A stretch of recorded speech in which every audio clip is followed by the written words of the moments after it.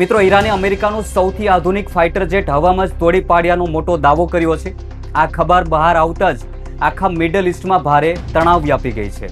બીજી તરફ અમેરિકાની સેન્ટ્રલ કમાન્ડે આ દાવાને સત્તાવાર રીતે નકારી દીધો છે. અમેરિકાનું કહેવું છે કે તેમનું કોઈ પણ ફાઇટર જેટ મિડલ ઇસ્ટમાં તોડી પાડવામાં નથી આવ્યું. પરંતુ અમેરિકાના ઇનકાર વચ્ચે એક મોટી અને કન્ફર્મ ખબર સામે આવી છે. ઈરાની સેનાએ કુવૈતમાં આવેલા અમેરિકી સૈન્ય અડ્ડા પર મોટો મિસાઇલ હુમલો કરી દીધો છે. ઈરાનની IRGCએ આ હુમલાની જવાબદારી સ્વીકારી છે. ઈરાને કુવૈત સ્થિત અમેરિકી બેઝ પર એક પછી એક બેલેસ્ટિક મિસાઇલો દાગી છે. નમસ્કાર મિત્રો, હું છું દિનેશ ઝાલા અને વિડીયોમાં આગળ વધતા પહેલા અમારી ચેનલને સબસ્ક્રાઇબ કરવાનું ભૂલશો નહીં અને વિડીયોને અંત સુધી જરૂર જોજો, કારણ કે ઈરાન અને અમેરિકાના યુદ્ધને લઈને અત્યાર સુધીના સૌથી મોટા સમાચાર સામે આવ્યા છે. મિત્રો, ઈરાને આ ઘાતક હુમલો કેમ કર્યો તે પણ મોટો સવાલ છે. તેની પાછળ એક મોટું કારણ છે. ઈરાની સેનાએ સ્પષ્ટ કર્યું છે કે આ હુમલો કોઈ એકતરફી ઉશ્કેરણી નથી. આ અમેરિકાએ એ હવાઈ હુમલાનો સીધો પલટવાર છે જે અમેરિકી વાયુસેનાએ ગુરુવારે વહેલી સવારે ઈરાનના બંદર અબ્બાસ એરપોર્ટ પર કર્યો હતો. અમેરિકાએ ઈરાનના એરપોર્ટ પર બોમ્બમારો કર્યો હતો અને તેના જવાબમાં ઈરાને અમેરિકાના સૈન્ય અડ્ડાને મિસાઇલથી ઉડાવી દીધો છે. આ ઘટના દર્શાવે છે કે ખાડી દેશોમાં હવે પોતાનું સંતુલન સંપૂર્ણપણે બદલાઈ ચૂક્યું છે. ઈરાન હવે અમેરિકાના કોઈ પણ સૈન્ય હુમલાને સહન કરવાના મૂડમાં નથી લાગતું અને પડે પડનો હિસાબ સરભર કરી રહ્યું છે. આ આખી સૈન્ય કાર્યવાહી એવા સમયે થઈ છે જ્યારે આંતરરાષ્ટ્રીય કૂટનીતિના મંચ પર શાંતિના નામે મોટા ડ્રામા ચાલી રહ્યા છે. પશ્ચિમી મીડિયા અત્યારે વારંવાર દાવો કરી રહ્યો છે કે અમેરિકા અને ઈરાન વચ્ચે યુદ્ધ રોકવા માટે મોટી વાતચીત ચાલી રહી છે. કતારના પાટનગરમાં બંને દેશોના રાજદૂતો આમને સામને બેસીને સીઝ ફાયર એટલે કે યુદ્ધ વિરામનો મુસદ્દો તૈયાર કરી રહ્યા છે તેવા પણ અહેવાલો આંતરરાષ્ટ્રીય મીડિયામાં વહેતા થયા છે. પરંતુ જમીનની વાસ્તવિકતા આ દાવાઓથી તદ્દન અલગ અને ભયાનક છે. જ્યારે ડિપ્લોમેસીના ટેબલ પર સીઝ ફાયરની ચર્ચા ચાલતી હોય છે ત્યારે અમેરિકી ઈરાનની સરહદમાં ઘૂસીને બોમ્બ ફેંકે છે. પશ્ચિમી દેશોની આ જ બેવડી નીતિએ અત્યારે આખા ખાડી ક્ષેત્રને બારૂદના ઢગલા પર લાવીને મૂકી દીધા છે. ઈરાનના દક્ષિણી પ્રાંત બુશેહર પર થયેલો આ દાવો આ યુદ્ધને એક નવા અને અત્યંત ખતરનાક તબક્કા પર લઈ ગયો છે. આ એ જ વિસ્તાર છે જ્યાં ઈરાનના મહત્વના પરમાણુ અને સૈન્ય મથકો આવેલા છે. આથી જ જ્યારે ઈરાને અમેરિકન વિમાન તોડી પાડવાની ઘોષણા કરી ત્યારે આખા વિશ્વના સંરક્ષણ નિષ્ણાતો ચોંકી ગયા હતા. અમેરિકી સેન્ટ્રલ કમાન્ડ એટલે કે સેન્ટકોમ માટે આ ખબર આંતરરાષ્ટ્રીય સ્તરે પ્રતિષ્ઠાનો સવાલ બની ગયો છે. અમેરિકાએ ભારતીય સમય અનુસાર સવારે 7:19 તાત્કાલિક પ્રેસ નોટ જાહેર કરી હતી. તેમાં તમામ વાયુસેનાના એસેન્જન સંપૂર્ણપણે સુરક્ષિત છે તેવા પણ દાવા કર્યા હતા અને તેમનું કોઈ પણ વિમાન ગાયબ થયું નથી તેવા પણ દાવા કર્યા છે. અમેરિકા ભલે સત્તાવાર રીતે આ વાત સ્વીકારવા માટે તૈયાર નથી, પરંતુ આંતરરાષ્ટ્રીય યુદ્ધના ઇતિહાસમાં અમેરિકાએ ભૂતકાળમાં પણ પોતાના નુકસાનની વિગતો છુપાવી છે જે પાછળથી સાચી સાબિત થઈ છે. પરંતુ અસલી સવાલ એ છે કે કુવૈતમાં અમેરિકાના જે લશ્કરી બેઝ પર હુમલો થયો છે તેને અમેરિકા કેમ નકારી શકતું નથી તે પણ સૌથી મોટો સવાલ ઉઠે છે. આ હુમલાની પુષ્ટિ ખુદ કુવૈતની સેનાએ પણ કરી છે. કુવૈતની સૈન્ય કમાન્ડે સ્વીકાર્યું છે કે ગુરુવારે વહેલી સવારે તેમની એર ડિફેન્સ સિસ્ટમ એક મોટા વિદેશી હવાઈ હુમલાનો સામનો કરી રહી હતી. ઈરાને પોતાના સત્તાવાર ન્યૂઝ આઉટલેટ તસ્નીમ અને સરકારી પ્રશાસક IRIB દ્વારા આ હુમલાનો સમય સવારે 4:30 વાગ્યાની આસપાસ હોવાનું જાહેર કર્યું છે. અમેરિકાએ પાછળથી દાવો કર્યો છે કે તેમણે ઈરાનની બેલેસ્ટિક મિસાઇલને હવામાં જ નષ્ટ કરી દીધી હતી.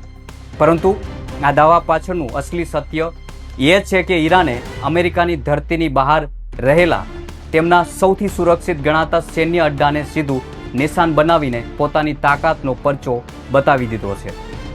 મિત્રો, આ યુદ્ધમાં સૌથી મોટો વિડંબન એ છે કે આ હુમલાના બરાબર 12 કલાક પહેલા અમેરિકાએ એકતરફી જાહેરાત કરી દીધી છે કે મિડલ ઇસ્ટમાં 60 દિવસ માટે યુદ્ધ વિરામ લાગુ કરવામાં આવશે. આ જાહેરાત કોઈ નાની મોટી ઓફિસે નહીં પરંતુ વ્હાઇટ હાઉસના ઉચ્ચ અધિકારીઓએ કરી હતી. પરંતુ મિડલ ઇસ્ટની જનતા અને આંતરરાષ્ટ્રીય વિશ્લેષકો આ જાહેરાતને એક મોટો મજાક ગણાવી રહ્યા છે. કારણ કે એક તરફ વોશિંગ્ટન શાંતિ અને યુદ્ધ રોકવાની અપીલ કરે છે અને બીજી તરફ તે જ રાત્રે ઈરાનના એરપોર્ટ અને લશ્કરી ઠેકાણો ઉપર બોમ્બબારો શરૂ કરી દે છે. આ કેવા પ્રકારનો યુદ્ધ વિરામ છે અને આ કઈ જાતની કૂટનીતિ છે તેવા પણ સવાલો ઉઠી રહ્યા છે. ઈરાન આ પશ્ચિમી દેશોની ચાલને બહુ લાંબા સમયથી ઓળખે છે અને એટલે જ તેણે આ નકલી સીઝફાયરની જાહેરાત પર કોઈ સત્તાવાર પ્રતિક્રિયા આપવાના બદલે સીધો હથિયારોથી જવાબ આપવાનું નક્કી કર્યું છે. ઈરાન અત્યારે માત્ર સૈન્ય મોરચે જ નહીં પરંતુ કૂટનીતિક મોરચે પણ અમેરિકાને ઘેરવાની પૂરી તૈયારી કરી ચૂક્યું છે. ઈરાનનું સ્પષ્ટ માનવું છે કે અમેરિકા આંતરરાષ્ટ્રીય નિયમોનું સતત ઉલ્લંઘન કરી રહ્યું છે. જ્યારે આખું વિશ્વ શાંતિ ઈચ્છે છે ત્યારે અમેરિકા પોતાના આર્થિક અને લશ્કરી ફાયદા માટે ખાડી દેશોમાં યુદ્ધને સળગાવવા માટે પ્રયત્ન કરી રહ્યું છે.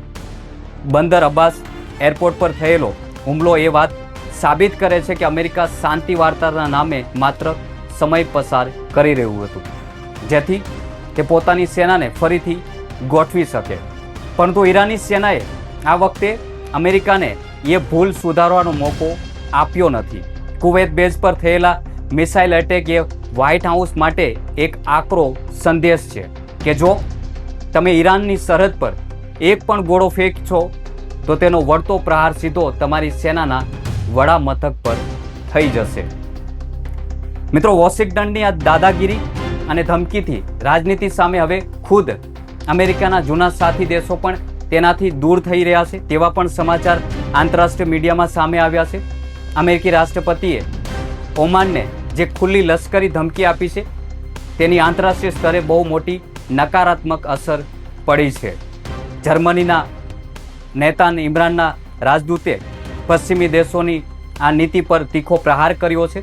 તેમણે સ્પષ્ટ કહ્યું છે કે યુરોપિયન દેશોની લાંબી ચૂપકતીના કારણે જ અમેરિકા આટલું બેફામ અને આક્રમક બની ગયું છે.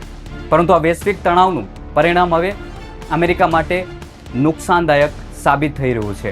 મિત્રો, બ્રિટન, ઇટાલી અને સ્પેન જેવા શક્તિશાળી યુરોપિયન દેશો જે એક જમાનામાં અમેરિકાની દરેક નીતિનું આંખ બંધ કરીને સમર્થન કરતા હતા તેમણે હવે આ કટ્ટર યુદ્ધ નીતિથી પોતાનો હાથ પાછો ખેંચી લીધો છે. યુરોપના દેશો હવે પોતાના આર્થિક અને વ્યાપારી હિતોને બચાવવા માટે ચીન અને ઈરાન તરફ સકારાત્મક વલણ દાખવી રહ્યા છે. આનો સાફ મતલબ એ છે કે કૂટનીતિકના વૈશ્વિક મોરચે અમેરિકા અત્યારે સંપૂર્ણ એકલું પડી ગયું છે. આગામી 72 કલાક મિડલ ઇસ્ટના ભવિષ્ય માટે અત્યંત નાજુક અને નિર્ણાયક છે. મિત્રો, અમેરિકાની આ બેવડી નીતિ, નકલી સીઝફાયરનો ડ્રામા અને ઈરાનના આ આક્રમક પલટવાર પર તમારી પ્રતિક્રિયા કમેન્ટના માધ્યમથી જરૂર જણાવજો. અને આવી વધુ રસપ્રદ આંતરરાષ્ટ્રીય જીઓપોલિટિકલની સાચી અને નિષ્પક્ષ માહિતી મેળવવા માટે અમારી ચેનલને સબસ્ક્રાઇબ કરવાનું ભૂલશો નહીં. એપિસોડ સારો લાગ્યો હોય તો લાઇક શેર જરૂર કરજો અને તમારી પ્રતિક્રિયા કમેન્ટના માધ્યમથી જણાવજો. અને જતાં પહેલાં ચેનલને સબસ્ક્રાઇબ કરીને બેલ આઇકન પર ઓલ નોટિફિકેશન ઓન જરૂર કરી દેજો જેથી નવા વિડીયોની નોટિફિકેશન તમને મળતી રહે. જય હિન્દ.